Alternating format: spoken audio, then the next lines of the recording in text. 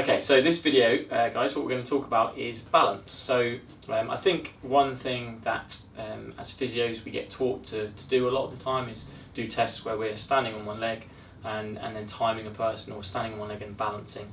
And I think that gives us this impression that by having a good single leg stand, that means that you're going to have good balance. And then, so the question is, well, what is balance and what is good balance? And I think the definition of balance is being able to maintain your centre of gravity within your base of support.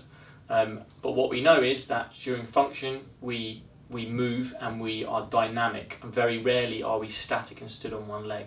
So yeah, so balance. What is balance, Glenn? What do we think about that? Well, I think that last point you just made is really important, because if you look again at the research, you can't link someone's ability to have a very good single leg stand in balance with dynamic. Yeah, so I think it was Sell looked at subjects that were balanced on one leg, and then subjects that were hopping and landing and measuring their balance through that. Yeah. And he found that there was no link. So some subjects would be good at standing and holding a single leg balanced position, and some would be good at the dynamic balance, and you couldn't predict between the two. So that really illustrates what you're saying there, doesn't it? Yeah. That there's no carryover there. Having said that, I mean, it is quite an easy test to do, isn't it? It doesn't take very long. There are a few standard times that you should be able to hold at certain age groups, which you can relate it to. You can compare the left side to the right side.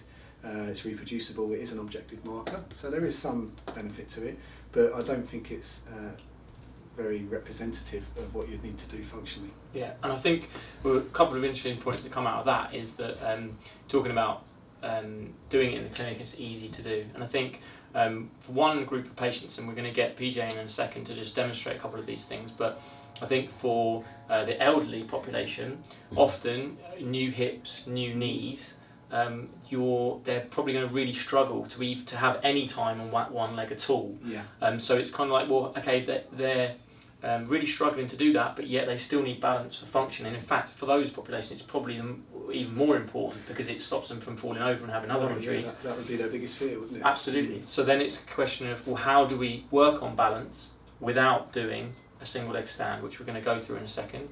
And the other thing that I thought of as well was just that, again, that hopping from one leg to the other is a dynamic motion. So actually, how do we then train balance, and should we be training balance, especially for someone who's more of a sportsman, for example, or someone who is more wants to get back into quite high level movements? Should we be training balance in a much more dynamic and functional way? And we're going to demonstrate a couple of those things. So if we get PJ in, so I'm going to pretend PJ to be an old man now at the moment. That won't be hard. So what we're going to do with PJ, rather than, so balance again is his ability to maintain his centre of gravity within his base of support. So if you had a total knee placement patient or a hip patient, what you could do is say one of their functions they want to be able to do, and they're really kind of keen to get back to, is walking pain-free and being able to do stairs and just being functionally mobile, essentially. So if you bring your left foot in front of the right, okay, just in a normal walking stance position, but we're not actually going to take a step. And then what we're going to get PJ to do is just lean and reach outside of base of support. Okay, and then we go high, PJ. So we're going to go all different directions, high, and really try and reach as far as you can till you feel you're right at your edge, PJ. So we're really going to actually challenge you. What you could do as the person starts to get a little bit better at this, you could also then bring in some. So if you go left, PJ again, bring in a little bit of extra, so just facilitating that and really getting him to go and stretch and then reach back. Again, is this balance exercise? I think absolutely, because he's having to challenge that ability to come back within his base of support. For an elderly person, this could be really key into walking, and how you could easily progress this is walking as well. So PJ, if you come back a little bit, we're actually going to get you to walk and reach at the same time. So you can just take a step, reach, take another step, and just try and make it as fluid as possible. Good, and then come back around the other way.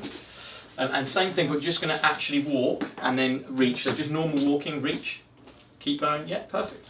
Okay, so again, for an old person, this could actually be really challenging and really getting them outside of their base of support. Now, if we take PJ again, come back to the middle, PJ, and we go more of a sportsman example. If we go single leg squat, But within that single leg squat, what we're going to do, come back up, is start to challenge that reach again. Different planes of motion, so coming out is good. We can do that using the hand, or we could do that using the leg. So this time, PJ, if you go, imagine you're on a clock face. Let's go different points of the clock. So we're challenging his balance on that leg.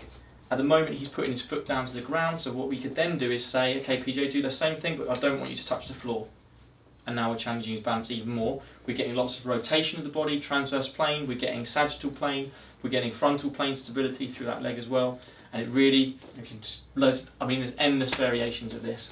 But this is just to show you that balance is not just about being on one leg and standing on one leg. There's lots of ways that you can challenge someone to go outside of their base of support and make it functional for that individual. So it's thinking about what their goals are, what their function is, and then basing the treatment on that and working on their balance within that way. And we were talking about ways that you can measure this as well. Is it reproducible? And I would say it certainly is. So in that example of the sportsman specific leg movements, you could put bits of tape on the floor as to where PJ can actually reach to without losing his balance. And as long as you're not measuring where his foot is starting from and where his foot is ending up, you can reproduce that in clinic. Absolutely. With your older clients, who sometimes they might feel a bit uncomfortable starting off with this kind of thing. So you can walk them along a wall, and then they're reaching and touching various points on the wall. And then you can measure how far away from the wall you can put a band for them to walk. Absolutely. So you can make these all objective measures as well. Yeah, absolutely perfect. So again, just a quick video, get you thinking about balance in slightly maybe a different way than you would have thought about it before, and show you that it's not all about single leg standing. You can do balance exercises in lots of different ways.